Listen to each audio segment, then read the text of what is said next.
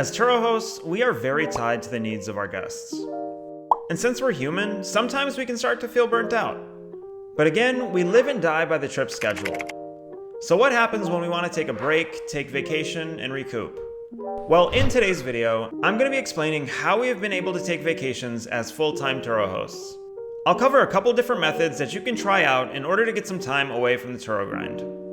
But before we start, if you could drop a like on the video, I would super appreciate it. It helps push my videos to more Turo hosts that are interested in this kind of content. And while you're at it, if you haven't already, make sure to sub to the channel. It's a simple click of a button, it's absolutely free, and it would make me super happy. So if you want to see me happy, make sure to subscribe. And with that, how about we get started? There's a lot to cover. So as I mentioned in the intro, I'm going to be covering a couple different strategies that you can use in order to take vacation as a host. 2 strategies to be specific. Let's start with the first one, which is simply blocking off your vehicles.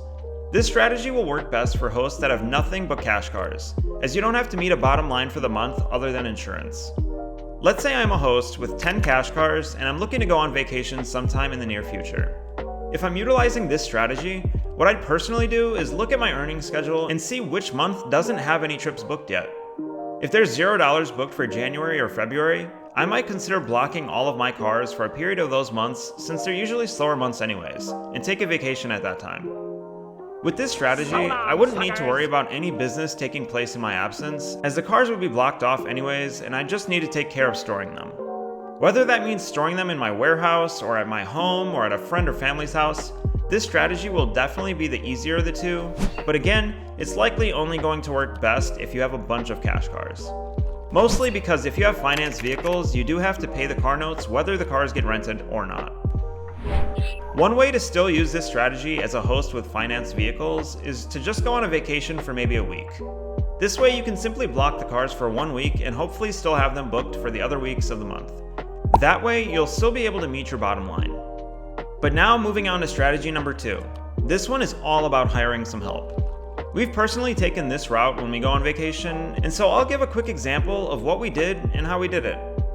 Last year, we went on a 2-week trip to Europe, and we wanted the business to continue while we were gone. So we hired our mechanic to run our business for us. We had to teach him all the basics of the Turo app, which took a couple of hours. We taught him how to do check-in, how to do checkout, what to look for at the end of the trip in terms of fuel, mileage, and damage. And we taught him all about our systems as it pertains to automatic messaging and other customer interactions. We're also very particular about the photos that we take pre-trip, as I've mentioned before that we want to always be covered in the event of any damage or smoking/cleaning violations. So we taught him how to take photos the way that we take photos.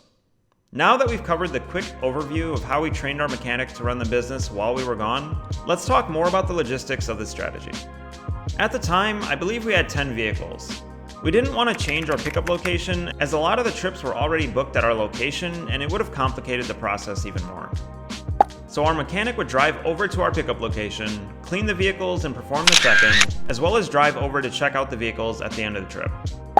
He managed the entire process from start to finish, and in terms of payment, we calculated our bottom line that we had to meet, and we included capex for maintenance and depreciation, and we cut him 50% of the actual profit over all of our expenses. If any of you viewers co-host vehicles, I'd essentially just pay the person what you pay yourself for managing vehicles, maybe a bit less since they aren't exactly experienced. As for ideas on who you might want to hire, I wouldn't hire just any friend or family member. If you have a personal mechanic and can hire him or her, that would be ideal, as if anything happens, they can take care of it for you and likely won't freak out like some others might. Otherwise, if you have host friends in your market, you might consider reaching out to them and asking if they'd be interested in helping you out. It really doesn't have to be too complicated. Find someone you trust that you believe can do well under short-term, high-impact stress, and ask if they're interested. At the end of the day, everybody needs a break from time to time.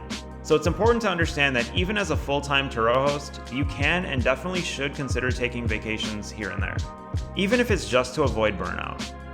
With utilizing one of these 2 strategies, it'll alleviate the stress that you feel while you're taking some well-deserved break time. I've seen a bunch of Facebook posts about this, so hopefully I've helped answer a few questions, especially with Christmas coming up and hosts wanting to travel to be with family. Either way, I hope you've enjoyed today's video. If you found this video helpful, I'd super appreciate you leaving a like, dropping a sub, and tapping the bell to stay notified of future content. And until next time, take care everybody.